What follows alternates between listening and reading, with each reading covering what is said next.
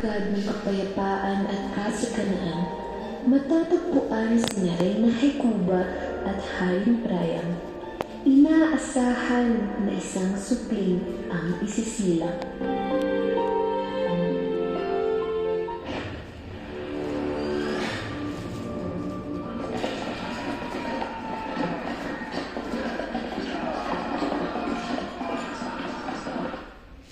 Aking mahal! Napakasama ng aking panaginip. Magsisilang daw ako ng isang apoy. Ano nga ang ibig sabihin nito? Lalo na't malapit ka lang magsilang. Ano ang aking gagawin? Mas mainam na puntaan natin si Jesus.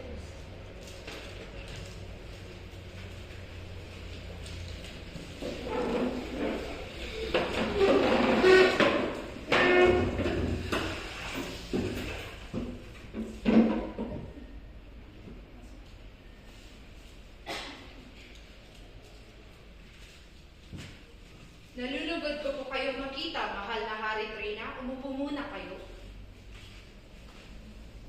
Balita ko, may nais ko kayong ipaalam. Ako, napakasama ng aking panaginip. Magsisilang daw ako ng isang apoy. Masama ba itong pangitayan sa kaharian? Naku, mahal na Hari Reyna, may nalang panganib ang inyong anak. Siya ang magdadala ng pagkasira ng kaharian ng Troy. Ano? Hindi maaari. Jesus, ano ang dapat namin gawin upang maiwasan ito? Masakit mang isipin, ngunit kailangan niyong paslangin ang inyong sanggol upang hindi mangyari ang masamang propesiya sa hinaharap.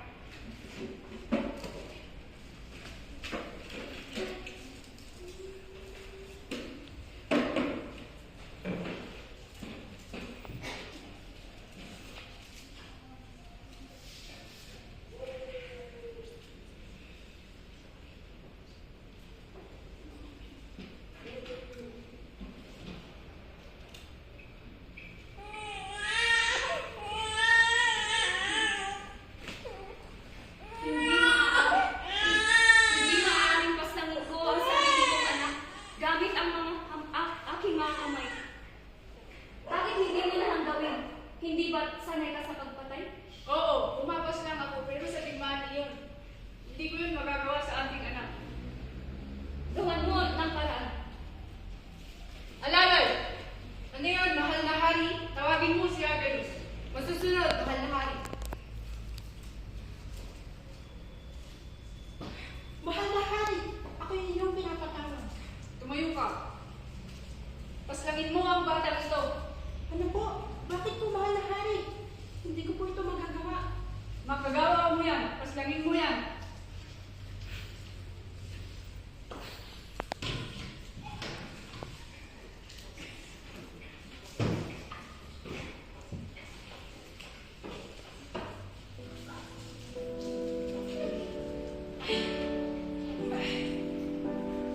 Napakatayo naman ang pagbubukan ng ida na ito. Subalit, ang kahabag-habag na batang ito. Dito kita papaslangin.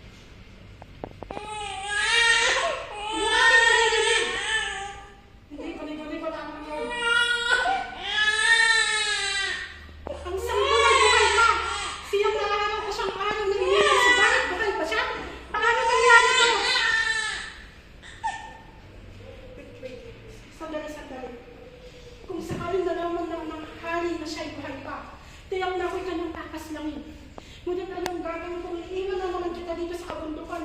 Sigurado mabubuhay ka lang lang. Kahabag-habag na sanggol. Ano ang dapat kong gawin?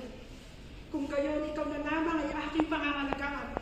Simula sa araw na ito, ang iyong pangalan ay Alexander. At ikaw isang anak ng pastor.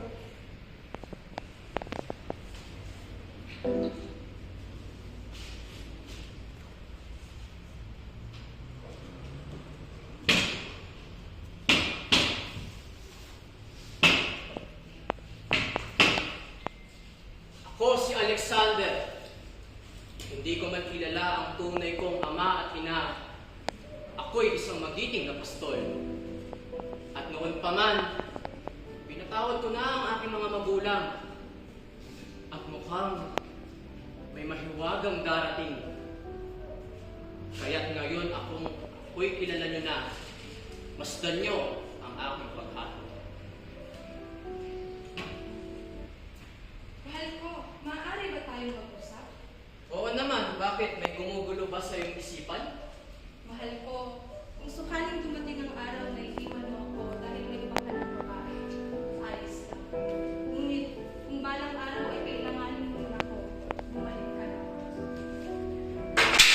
Ano ba ang pinagsasabi mo, mahal? Alam mo naman na dito sa ating lupain, ikaw lamang ang aking pinakamamahal. Pangako. Pangako. Alam ko ang tungkol sa iyong propesya, Paris. Ngunit ganun ka man, iniibig pa rin kita.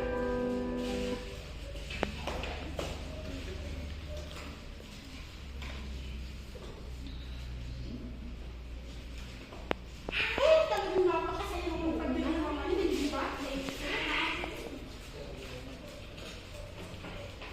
Alam mo, sino-sino tayo yung mga dating, di ba? Lahat ng mga Diyos ay makikita natin. Naku, nandito na naman ang pinaka-umaganda. Ang ganda naman nila. Aba.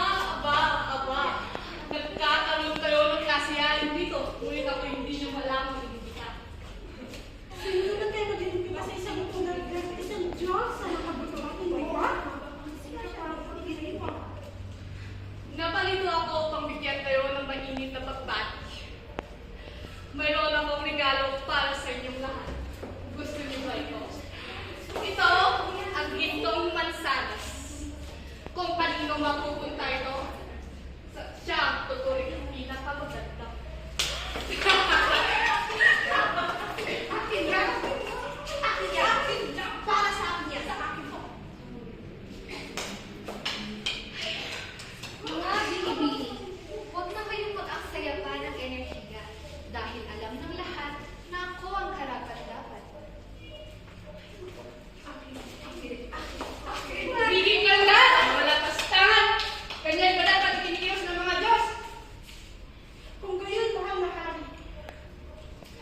Kung gayon, hindi ka, sino kaya sa kanila dapat na ituloy ang pinakamaganda? Yun na lamang ang humusga. Mga sakit sa ulo. Hermes! Inuutusan kitang imbitahan mo ang isang mortal sa lupa na nagngangalang Paris. Balita ko siya ay isang magaling na tagapaghatol. Ang susunod, pare.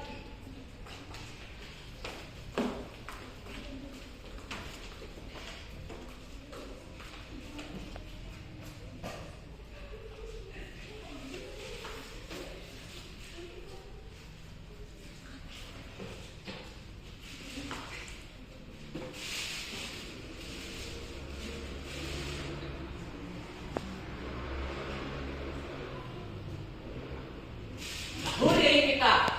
Masyado mo akong pinapahirapan. Wala akong mauulam mamaya. Sino ka?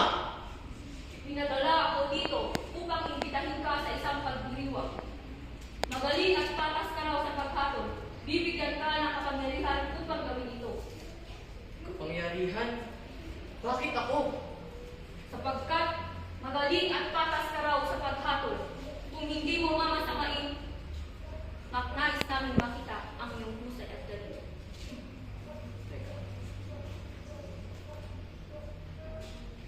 Kung gayon, pumapayag ako. Tara na.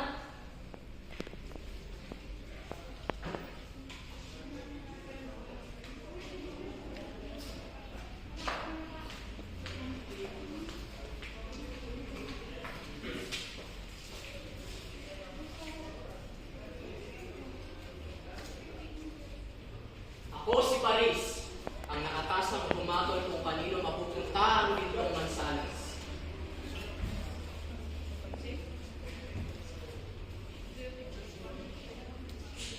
Siguraduhin mong tama ang iyong paghatol dahil kung hindi, malalagot ka sa akin.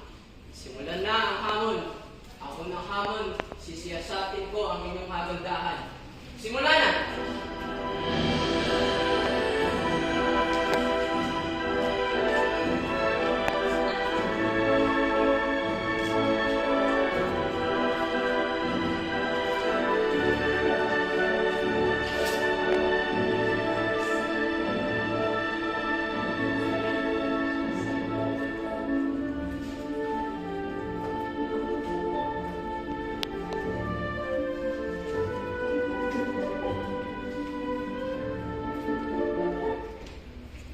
Walang duda, walang duda. Lahat kayo ay magaganda. Ngunit hindi sapat. Nasa pisikal na anyo lamang ako sisiyasat. Kung gayon, ano gusto mong gawin namin? Nag-iisip ako ng ibang paraan.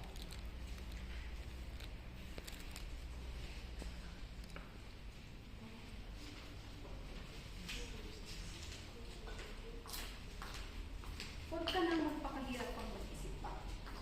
Ano lang ang piliin mo? Baka nakakalimutan mo. Ako ang reyna ng Mount Olympus at ang asawa ni Zeus. Ibibigay ko sa iyo ang Europa at Asia. Ano? Magiging hari ka doon. Gusto mo ba yun? Pero ang pasya, hindi sapat yun. Nako, huwag ka nang mag-isip pa. Ako na lang ang piliin mo. Dahil kapag ako ang pinili mo, ibibigay ko ang magpapasikat sa iyo, ang katalinuhan na magpapanalo sa iyo sa lahat ng digmaan. At hindi lang yun, bibigyan din kita ng sarili mong mga sundalo. Pwede.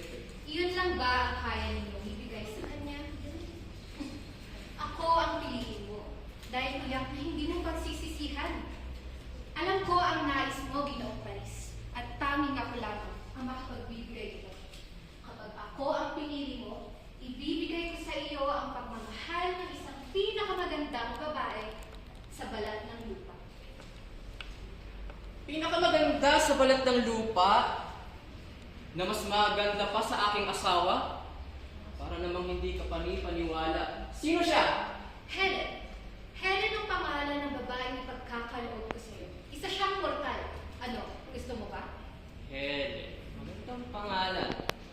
Kung gayon, dinggin nyo ang aking hatol. Ang gintong mansanas na ito ay ipagkakaloob ko